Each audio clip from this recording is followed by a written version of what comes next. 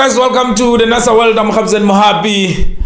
Al-Nassr and Al-Ahly preview, and then we'll look at this thing, and then we'll look at is the article of the 13th of April of sysport.com about the referee, which is going to be part of this match, who's going to manage this match.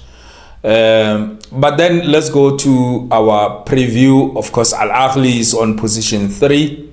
These are 3 teams which are going to qualify for the Champions League, AFC Champions League, of course. I predicted this. I said Al-Nassr is going to be number 1, Al-Hilal is going to be number 2, and Al-Ahly is going to be number 3 at the beginning of this season. Before kickoff, I said this is going to be this way, and that time the title holder Al-Ittihad, I said I don't see them qualifying for Champions League, AFC Champions League or Champions League. And when you look, they are on position 6. Of course, they are not going to qualify for Champions League, AFC Champions League 2, because Al-Qadsiya is 61, if not 62 points. So it's done. They are not going to be. This game of Al-Ahly is gonna be tough, but the way we are capable of doing it, because the way we are playing, the style of play, we are informed. I think we are the most informed team in the league as we speak. Of course, Al-Ahly, you know, they are strong. They are in the final of the AFC Champions League elite. They're going to play today. If possible, I regard them as the favorites to win the whole thing against a Japan team. So they won 2-1 before here, and then actually they're going to play this thing, I think around 8 o'clock. I think they're going to win it. For me, they are the favorites. They have to win this thing. This is the time for Ivan Toney, Riyad Mahrez to prove themselves. They're going to play not against the Japan team, against the Qatar team. They're going to play against Al-Nassr, which is on form. Really, they have to back up their story. And when you look, all of our players, they will be available. I mean, Nico Martinez is fit, but especially one of our, the commander of our defense, an opponent of Nico Martinez, now of Al-Amri, Mohamed Simakan is he's available. Last time, remember, when we started to drop points and we started to lose, is the time where he was injured, Mohamed Simakan. And then we dropped points, actually withdrew against Al-Ettifaq, and then we lost 3-2 against Al-Ahly. And when you look at that game, the way they were playing, we were not so bad, but we were short of money and Mohamed Simakan by that time. And Al-Amri, of course, it was his second game, because Mohamed Simakan got injured against Al-Oqdoud, and immediately then against Al-Ettifaq, then we dropped 2 points, and here we lost completely 3 points against Al-Qadsiya. We then lost again, and against Al-Hilal, but we were away against Al-Ettifaq, away against Al-Ahly, and we were away against Al-Hilal. The game which we lost at home, it was Al-Qadsiya. But if you look, Al-Qadsiya is the only team which we lost against this season at home. We are on a good run since that loss of Al-Hilal, 19 games without a draw, without a loss, 19 consecutive wins. So we are going to 20, but in the league, is 15 games now. We have to go straight into 16 and go into 16 and 17, 18, 19. I said we can do 20. If we want, we can do 20. The way we are performing, I mean, this is the right time for all of our players to be on form. Angelo is on form when you look at Angelo. And when you look at Al-Amri, I mean, Al-Amri played very well against Al-Ahly Doha. He's going to play against now Al-Ahly Jeddah. That's where he's supposed to make that a remarkable performance of Al-Amri.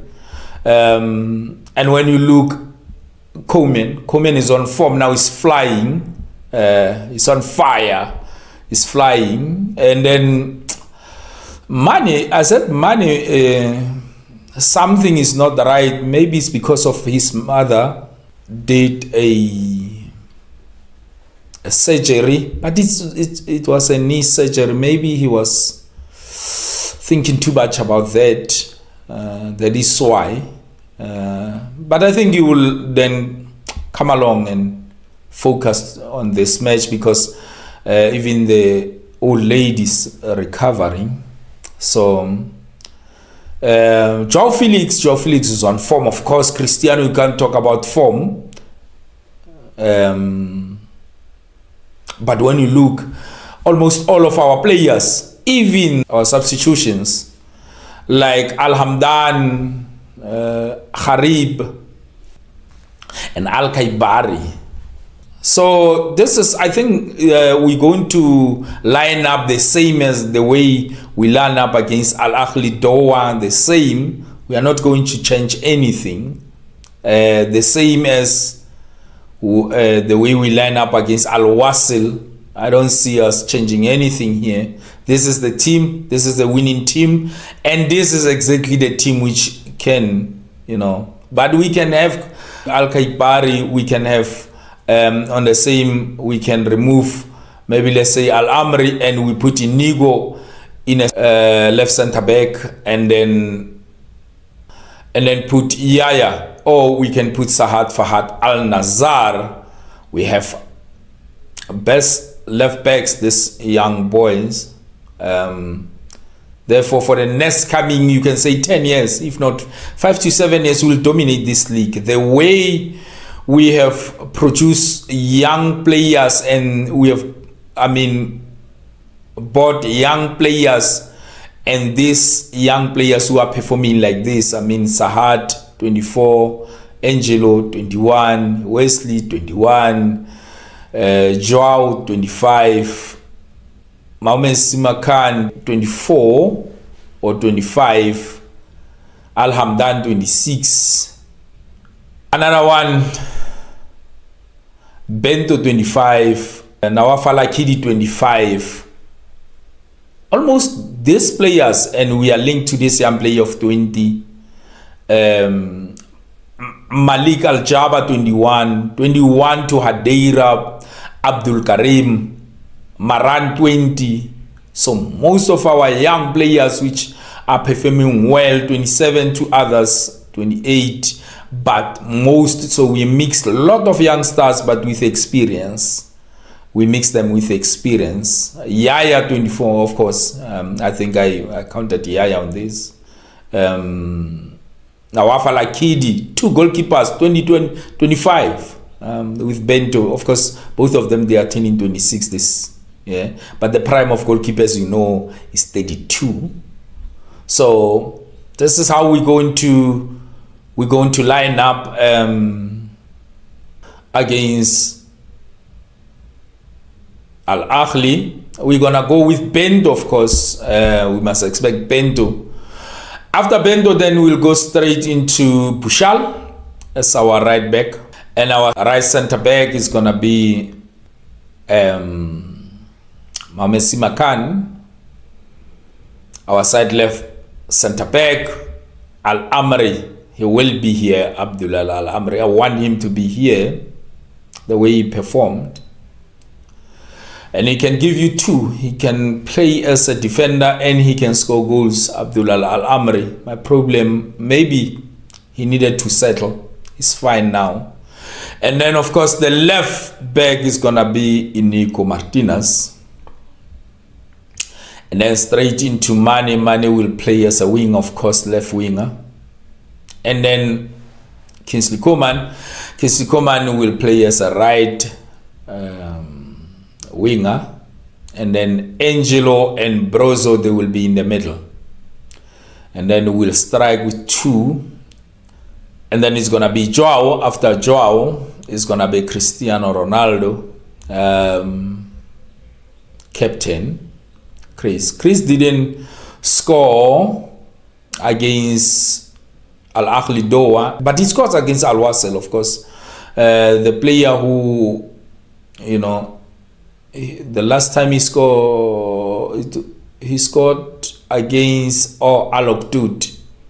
Against Al-Ettifaq, of course, it was Kingsley Coman. We only won 1-0. And then against Al-Nassr, it was Cristiano Martinez. Another person, it was Mane, and it was Al-Amri. I think it was Al-Amri. And this time, of course, it was a show off. And just go and watch the match reaction of that game of Al-Ahly Doha, where we won 5-1. It was a show of Angelo and Kingsley Coman. Kingsley with a hat-trick, and then Angelo with 3 assists and 1 goal. The other one is Al-Hamdan, and then it was 5-1. Of course, I'm not going to read this thing of sysport.com, but they are talking about but I can put the article. That is my lineup, guys. The article of SY. They are talking about the referee, but they are analyzing this thing in such a way that you will think Al-Ahly requested a foreign referee to come and manage this game between them and Al-Nassr for fairness. Actually, even in the article, it's the same thing. They're saying the same thing, but it's not true, because the game of Al-Ahly is Al-Ahly against Al-Nassr, not Al-Nassr against Al-Ahly. Al-Ahly against Al-Nassr. The first round on the 2nd of December, because we played on the 2nd of December this year. The referee of that game was from Bosnia and Herzegovina. So just the referee of that game. Don't talk about Al-Hilal. Al-Hilal was coming from Argentina. Let's not talk about that. The other one was coming from Egypt. Let's not talk, only this one, the previous one, the game this year of Al-Ahly, it was coming from Bosnia and Herzegovina. This is how Saudi Arabia is been managing this, by foreign referees from England, from Bosnia and Herzegovina, from Ukraine, from Argentina, from Brazil, up to somewhere from Chile, from China. I think the China, it was against, is it Al-Fayya or Al-Fayya, Al-Nassr Al-Fayya? I think Al-Nassr Al-Fayya. I'm not sure about that one, but I think it's Al-Nassr Al-Fayya, but doesn't matter. So it's just a wrong publicity, and they are putting a wrong narrative on, you know, just to cause controversy on these issues. But these things were caused by Ivan Toney, of course. I don't know when are they going to take this issue into disciplinary, because I'm definitely sure if it was one player from Al-Nassr, of course, they will take that player into disciplinary, and they will make sure that they are setting an example. So I don't know when are they going to deal with that issue of Ivan Toney and his friend Riyad Mahrez. But this is the time. No more complaints, no more hyping. Against Al-Fayya, I expected them to lose that game, of course. And after that, I then decided that they are no longer competing for the league. Actually, they were not competing for the league since November, but then Al-Nassr started to drop points, and then they came close But what do you expect against Al-Hilal at home? They will either lose that game or play for a draw. Against Al-Fayya, what do you expect? They're going to play against Al-Tawoun, away to Al-Tawoun. Another dropping point. They're going to drop points again there. So what do they expect on Wednesday? To win Al-Nassr at home? They will play for a draw, hoping they are not going to lose that game. That's it. And after they're going to play against Al-Tawoun, they will hope for a draw, try to win. Al-Tawoun won their game yesterday. 24, yes. Yesterday. They won their game, so they are still on. If maybe anything, they are included on Champions League 2. But the Champions League 2, that format, of course, Saudi Arabia is going to have 6 teams which are going to compete on the Asian competitions. But on those 6 teams, 2 will play the playoffs to qualify for the Asian Champions League Elite, and then the others, then they're going to, and then I think they're going to add one into. It's going to be a direct qualification actually for the AFC Champions League 2. So it's not going to be this season. So this season, this space is between Al-Ahly and Al-Qadsiya. Al-Qadsiya is not going to the Champions League Elite. They will play Champions League 2, but for me it's a success for Al-Qadsiya. Remember, Al-Qadsiya last season, it was their first season back into the league, and now they are contesting. And then last season they finished, I think, 4. It was Al-Ittihad, Al-Hilal, Al-Nassr, and then Al-Qadsiya, and then Al-Ahly won the Champions League. That is why they qualified for the Champions League, because they were the title holders. And Al-Qadsiya then were knocked out, but they qualified. They qualified for the AFC Champions League. This season they made sure that they will be part of AFC Champions League 2. Actually AFC competitions. You expect next season, but now they are going for that competition. This competition needs a squad. You must have a big squad. If you don't have a big squad, you will play well maybe in these competitions, but you will be relegated or close to relegation because you don't have squad to compete.